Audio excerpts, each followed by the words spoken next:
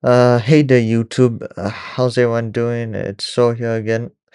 So in today's video, t it's gonna be I'm gonna do a remake of one of my previous videos from my first channel. Yeah, I did this video like last year, sometime in August. It was a pitch. The video was about me pitching an idea for a Batman game. The reason why I'm making this remake is because the audio for that video wasn't really good. It sounded like crap, and also I've expanded on some ideas for that video. So I want this video, the audio for this video is going to be much better. I hope so. The volume is going to be much more improved. And today I'm also going to expand on my ideas and bring forth new ideas from that previous video. All right. So without further ado, Let's just dive right in, okay? alright, so for some context on on why I came up with this Batman game pitch. Ever since last year, after Suicide Squad Kill the Justice League came out, I thought to myself, it's been like a decade now since we've had a triple A open world Batman game. I don't count the Telltale Batman games because again, they're not open world, they're not combat driven. You could include Gotham Knights, but again, that game doesn't revolve around Batman as a character. It revolves around the characters in Batman's mythos. And the same goes for Arkham Shadow. Like Arkham Shadow is also not a AAA Batman game. It's a good VR game and a good Arkham game, but it's not a AAA or open world Batman game. So yeah, I've been thinking ever since last year. It's been like 10 years since we've had an actual open world AAA Batman game, and so I thought, how about I give an idea on what I think a new Batman game should look like. Again, this is my opinion. Feel free to talk about your idea for a Batman game in the comments. But let me start here with the premise and give you a lore dump on my universe, alright?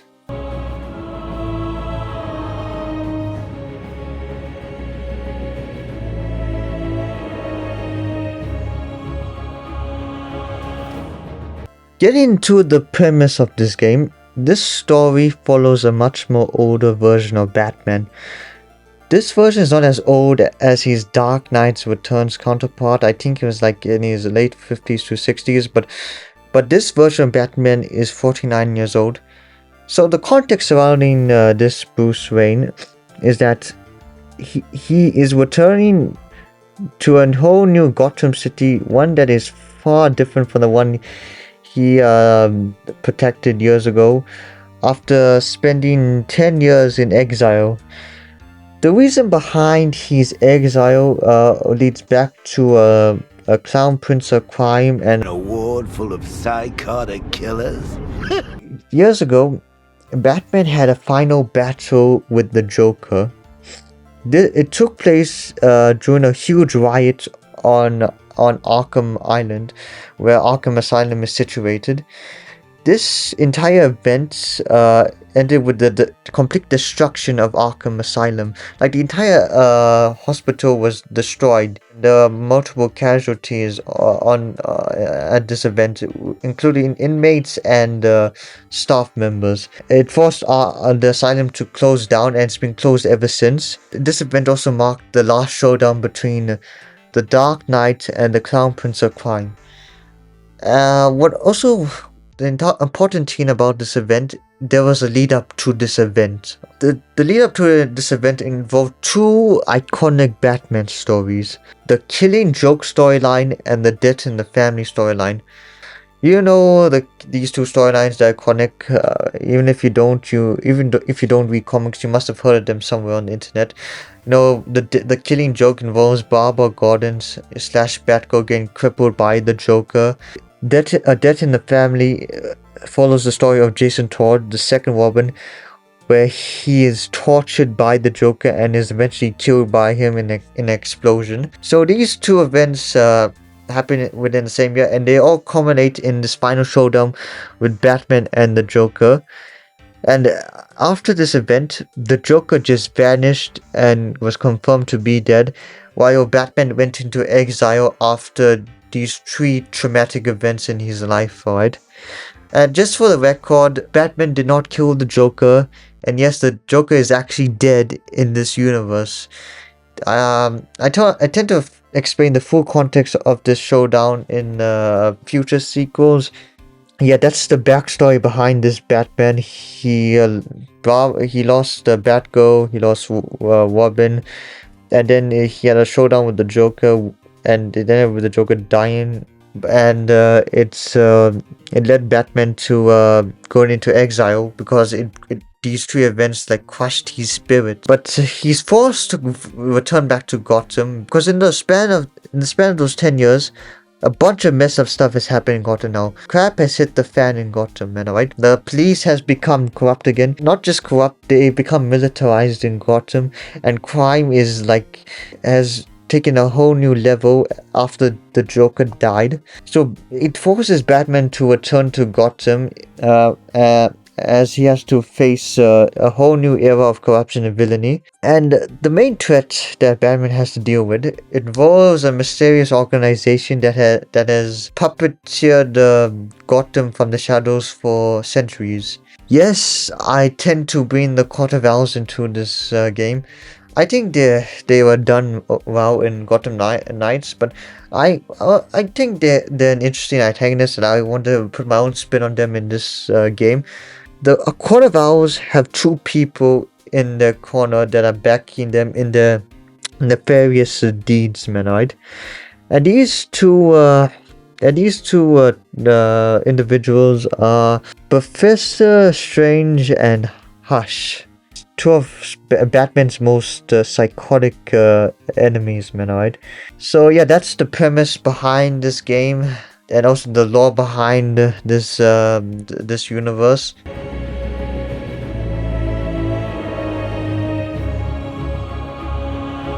Okay, some more lore dump here. This Batman slash Bruce Wayne, he was before the time skip, he was Batman for 13 years. He started his career at the age of 26. Here's a list of the villains he encountered during that time. They're on the screen right now. A little bit more context. He started his career at the age of 26. At the age of 28, he adopted Dick Grayson, who was 12 years old. Then a few years later, he trained him. Dick Grayson became Robin. Then also Barbara Gordon became Batgirl. He worked alongside both of them, but then he had a falling out with Dick Grayson, something similar to what happened in the animated series. Then he took Jason Todd under his wing. He only took Jason Todd under his wing when Dick Grayson was his Robin. Jason Todd had a close relationship with Barbara Gordon and Dick Grayson. Then after Dick Grayson left, Dick Grayson left and he gave up the mantle Robin, Jason Todd took it over for I would say like 2 years at least. Then he got captured. Oh yeah, so what led up to him getting captured by the Joker involved the Killing Joke storyline. After Barbara got crippled by the Joker, this made Jason want to take down Joker. He didn't want to kill Joker, he wanted to take him down. And he got too arrogant for his own good, and it ended up with him getting captured, tortured, and killed by the Joker. So yeah, that's the backstory of this Batman. Some lore dump on this universe. So anyway, getting into the list of characters for this game, alright? You have, of course, Batman, who's Bruce Wayne. He returns to Gotham after 10 years in exile to set things right and take down the Court of Owls. And then you have Barbara Gordon / Oracle. So after she got crippled by the Joker, she retired from Batgirl, obviously. Then for the 10 years, in that span of those 10 years, she started working as a librarian. I think she also is a librarian in the comics. Yeah, so she became a librarian. And once Bruce returns to Gotham, she starts working with him again. And she takes on a similar role like she did in the Arkham games, where she helps him with his intel and helps him gather information on all his villains and what he should do to take them down. But not only that, in this game, she's going to take on... okay, so also nothing you need to know.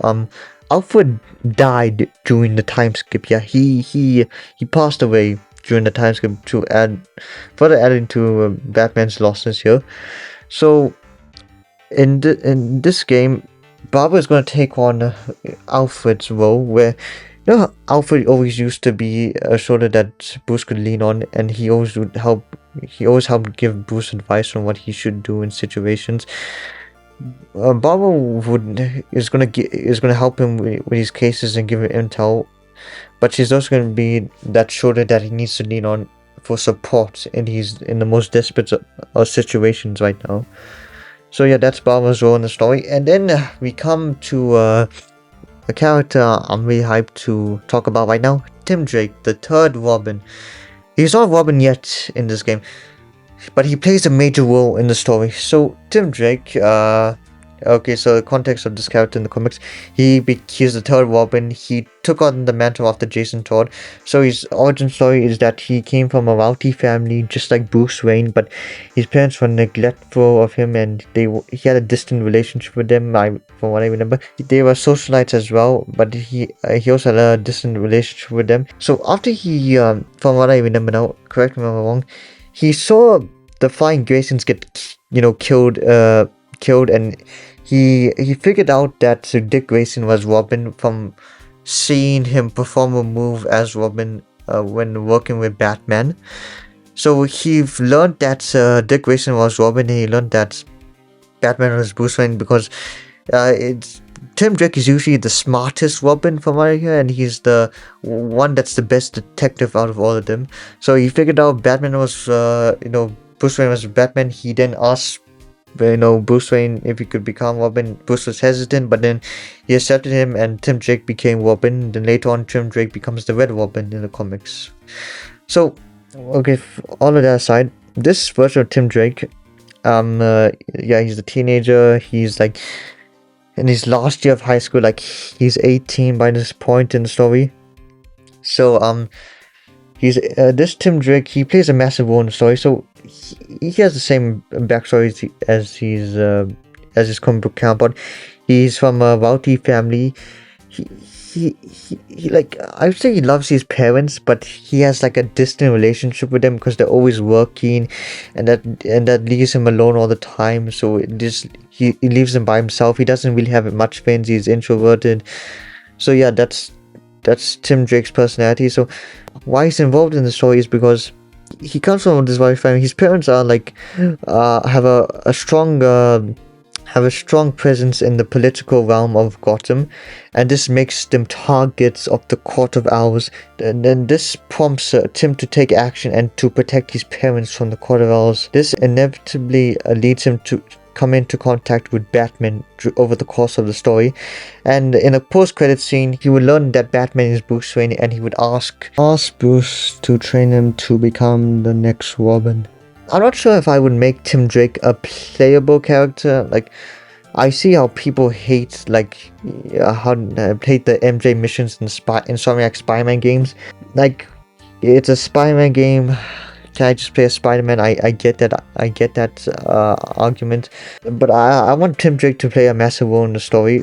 I know how to try to make him interesting in gameplay wise when he's not Robin yet, but I don't know. Like, he can hack stuff. Like, similar to Miles Morales when he wasn't Spider-Man, he used to hack stuff. I don't know. Let me know in the comments. Would you want Tim Drake to be playable? And if not, that's okay. But if Tim Drake was playable, give me ideas on how to make his gameplay interesting. All right, please.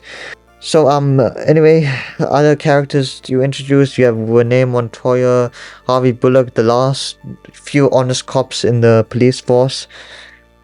They have Lucius Fox, helps Batman with all his technology and helps him, and he creates all his gadgets. Then this brings us to the two main antagonists of the game. The two main antagonists of the game are Hush / Thomas Elliot and Professor Hugo Strange.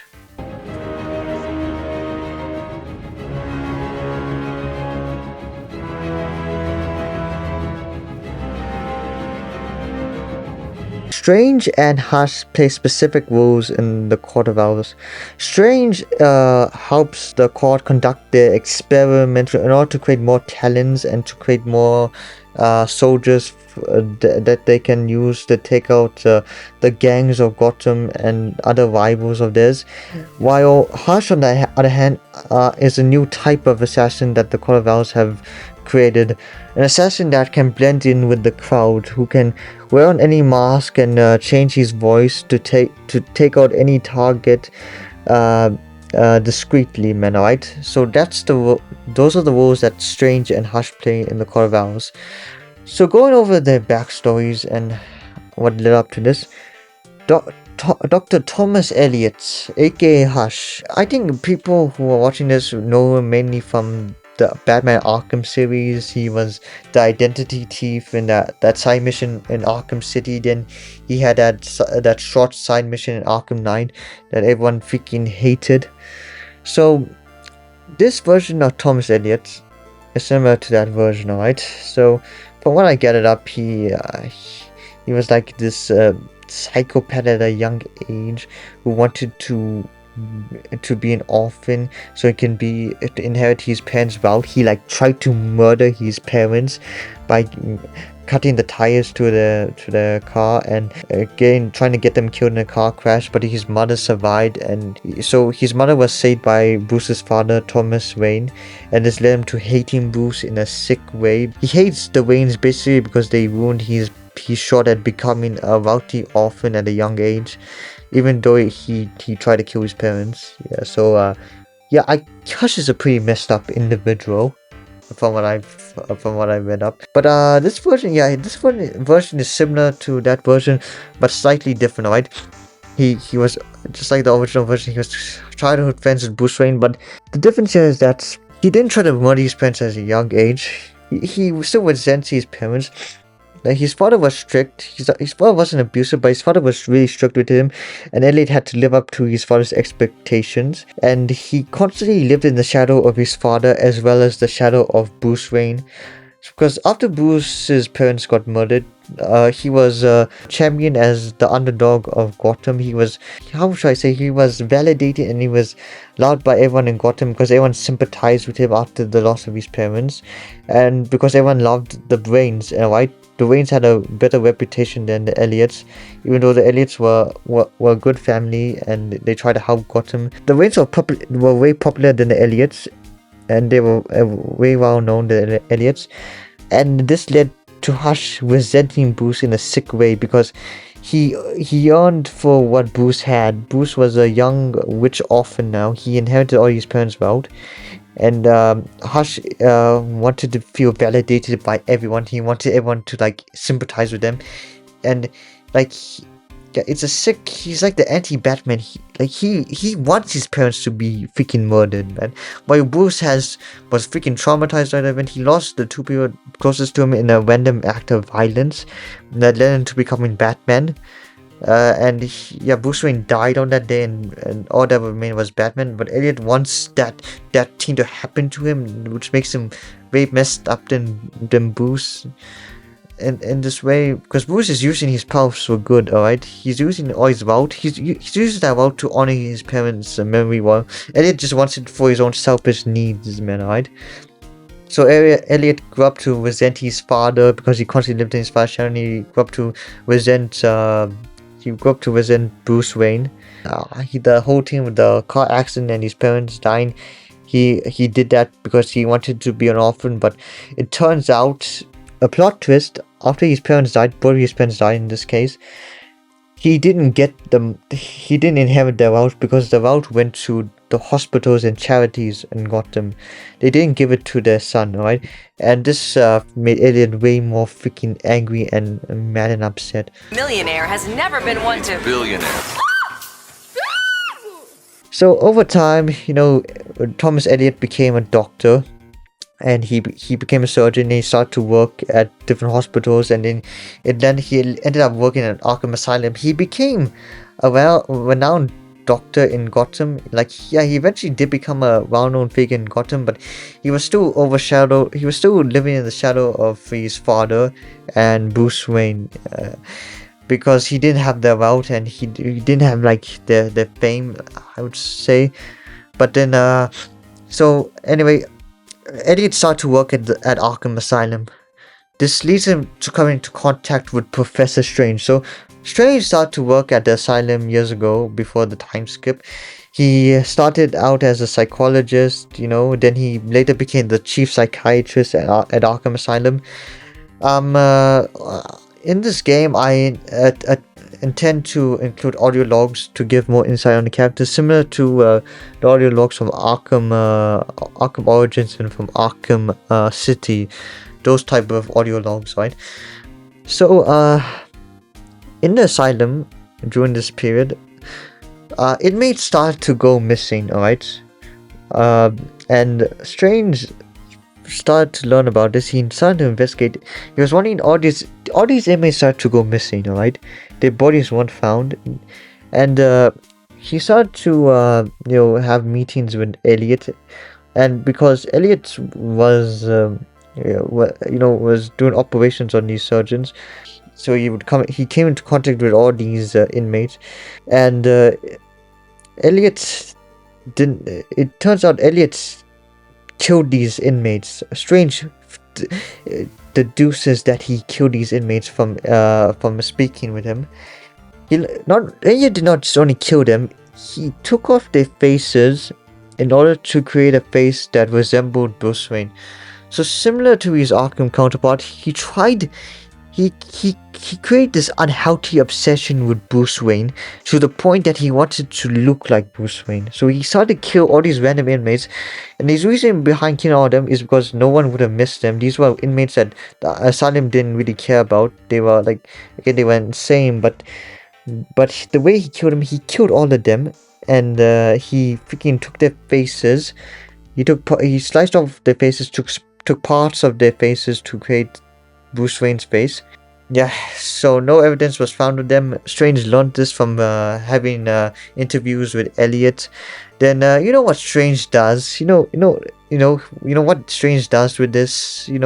He helps Elliot with his murder spree by getting him more inmates to kill and slice off their faces. Strange is trying to study Elliot. He wants to get into the mind and understand Elliot as a person. So he's helping him to freaking study Elliot further, even at the cost of these inmates' lives, at the gruesome demise. Yeah. So Strange helps Elliot. He has like therapy sessions with Elliot to learn more about his shadow. That's what I'm calling it, his shadow. And he starts to learn his unhealthy obsession with Bruce Wayne. And also, through this research of Elliot, this actually leads to Strange figuring out that Bruce Wayne is Batman. By helping Elliot, he ends up learning that Bruce Wayne is Batman somehow. I don't know how I can explain this in the next video, but he ends up learning that Bruce Wayne is Batman from doing the research on Elliot's past with Bruce Wayne, and then also taking an interest in Bruce Wayne as a person. So yeah, if you want to know how this ends, Elliot gets found out by the security guards and the warden at the asylum. Strange is able to cover his tracks and throws Elliot under the bus so he doesn't have to get incarcerated. So Elliot is incarcerated in the asylum. Pinwheels in my head, voices, angry fish. How's he doing? Not good. Just so you know, Batman and other authorities don't learn about this because the warden wanted to keep this secret because he didn't want to ruin the reputation of Arkham Asylum. So he secretly incarcerated Elliot.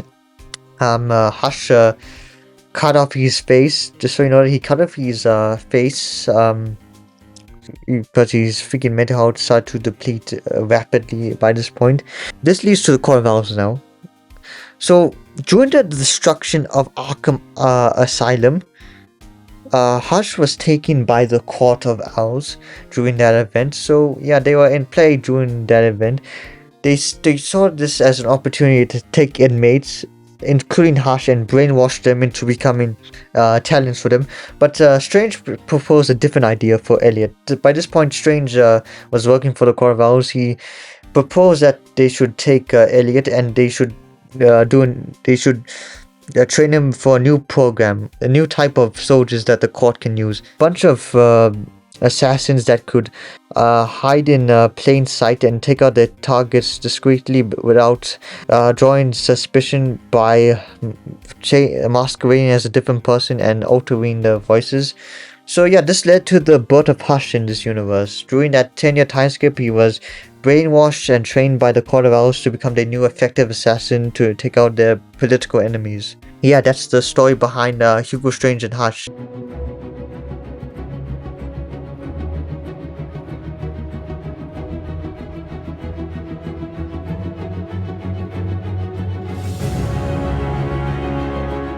So now we get to the open world.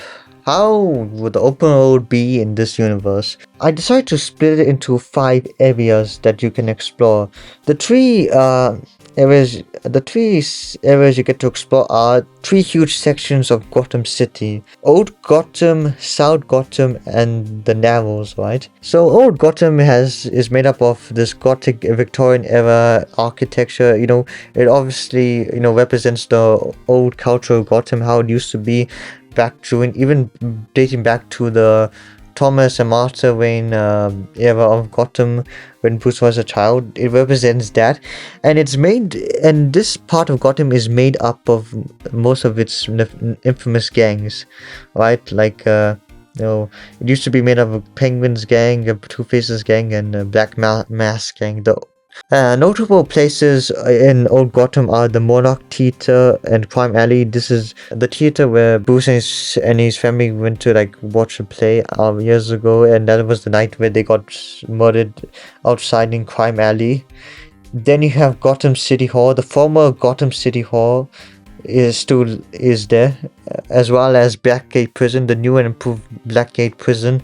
Then a place called the Cauldron, Amusement Mile, Falcone Penthouse, and Ace Chemicals are here in Gotham, in Old Gotham here. And then we move on to South Gotham. It's made up of all these tall glass skyscrapers. South Gotham represents the new era of Gotham. The notable places are GCPT headquarters, the new GCPT headquarters that's fully militarized, as well as the clock tower where Oracle resides when she's helping Batman at times from the clock tower, and also where Batman gets his extra equipment from. Then you have the new and improved Iceberg Lounge in Gotham South, as well as notable companies situated in this area, such as Star Labs, Wayne Enterprises, the other Ace Chemical plant, and the Gotham Cathedral. Then this leads us to the third huge section of Gotham, the Narrows, which is a one-down part of Gotham. It's made up mostly of slums, and it's incredibly crime-ridden. It's way worse than Old Gotham. You have gangs that are literally running the entire area. It's like its own Arkham City, but on I would say a smaller scale. So the fourth location that I would like to include in this map is Arkham Island. Yes, you get to explore Arkham Island after the prison was destroyed by Joker's riot. You get to see the place after it was destroyed. Some of the areas of the mansion of Arkham Mansion are still intact. You get to see some old cells. You get some Easter eggs to certain characters in the Batman mythos, and on top of all that, you get to meet an insane cult. All right, yes, there's a cult that lurks on this island. They're a bunch of Joker loyalists. All right, they have dedicated their lives to Joker, and this is their base of operation. The place where Joker was not last seen before he died. All right. They've dedicated their lives to Joker. They use this as their base of operation, and you get to fight with them in the open world in random encounters. They also have their own side mission that I plan on doing. I tend to explain that in the next video. So they have their own side mission. They're basically a account that causes havoc around Gotham City, and they're freaking just as psychotic as the Joker to an extent. So yeah, Arkham Island is free to explore. Alright, and then that brings us to our fifth location, the Batcave, right? The Batcave is where you get to have conversations with Oracle, and later on and with Oracle and Lucius Fox. And then you hear this is where Tim Drake meets Batman in the post-credit scene. Then in the Batcave you get Easter eggs to Batman's past, as well as Easter eggs to as well as comic book references. You get Easter eggs to the comics. This includes the giant coin, the T-Rex, the giant Joker playing card. Now, former gadgets and suits used by Batman, including his former suit he used before he went to exile, the a broken up Batmobile, a broken up Batwing, newspaper clipping showcasing Batman's many foes like Riddler, Two-Face, the Penguin, Joker. Also here you get to use the Batcomputer as a way to do your detective work for the main quest and for side missions. And another cool Easter egg I intend to implement is certain suits you get to unlock that get displayed in the Batcave. These aren't suits you get to wear. These I will explain the whole suits customization in the next video, but these suits that you unlock are references to other characters in the universe, right? So if you complete a certain percentage of the game, like I say 50%, this includes main quest and side missions, you unlock Dick Grayson's Robin suit and Barbara Gordon's Batgirl suit, which will be displayed in the Batcave. Then after you're done with the main quest and you 100% in the game, you finish all the main quests and the side missions, by the end of the game you will get to unlock Jason Todd's damaged Robin suit. You get to see it displayed, alright? So yeah, and that's all for the Batcave. I thought about implementing Wayne Manor, but I'm not sure how much you could do as Bruce Wayne. It would be cool to see Bruce Wayne roaming around Wayne Manor, but I'm not sure what much you would do. Probably play chess with Barbara. That's a possibility. You get to play a mini game where you get to play chess with Barbara or Lucius. But then another aspect I want to talk about regarding the open world is I want to discuss civilians.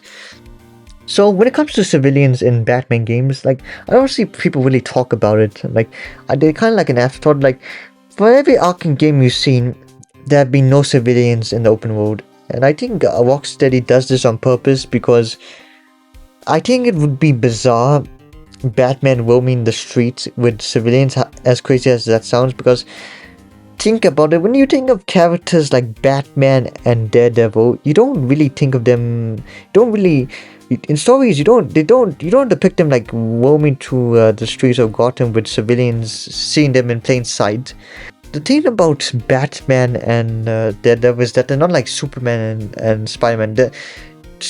You can totally see Superman and Spider-Man roaming around the streets of like New York City or Metropolis, and being in the plains view of civilians. You can't see Batman roaming around the streets and like freaking talking to civilians. It would be like weird. I'm just saying, like, you can disagree with me, but would it feel weird if Batman was roaming the streets of Gotham with civilians? Like, I think it would be interesting. Like, probably civilians would be afraid of him, but some would be curious of him, and he wouldn't have conversations with them, but they would be like looking off. They would be looking at him in like astonishment or in fear. All right, but my idea for implementing civilians in the open world is that there would be like few civilians on the street, but there would also be some cars on the street, so to not make the city feel dead.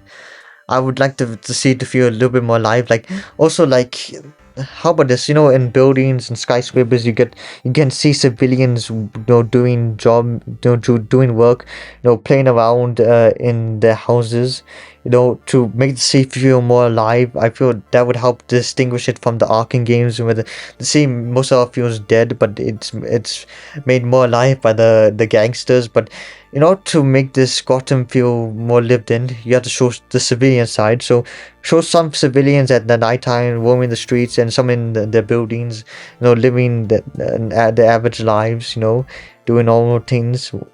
And if Batman, and also another thing I would like to implement is that, like, in random encounters you can save civilians as Batman, and you can have like a short conversation with them, and it could like change their perception of Batman, and or it can be them being angry at Batman, either way. But so yeah, that's how I thought about implement civilians. I would have like a few civilians. You have encounters with where you have to save civilians from gangsters, similar to the political prisoners mission in Arkham City. But there would be some civilians on the streets, some cars on the streets. All right, but not, it's not overcrowded. There's not like huge traffic or anything like that. So that's my idea. Feel free to disagree with me, and I would like to see your guys' idea about how to implement civilians in the game. So yeah, that pretty much wraps up part one of this pitch. So this is the part where I say, please drop a like if you liked the video. Hit that subscribe button if you want to see more content, and if you want to see the second part to this pitch, and press that bell button to get notified on my latest videos. All right, it helps me out a lot, and let me know in the comments if you liked my idea, and I would like to hear your guys' thoughts on a Batman game. All right, that's it. That's it for today, and I'll see you on the next one. See ya.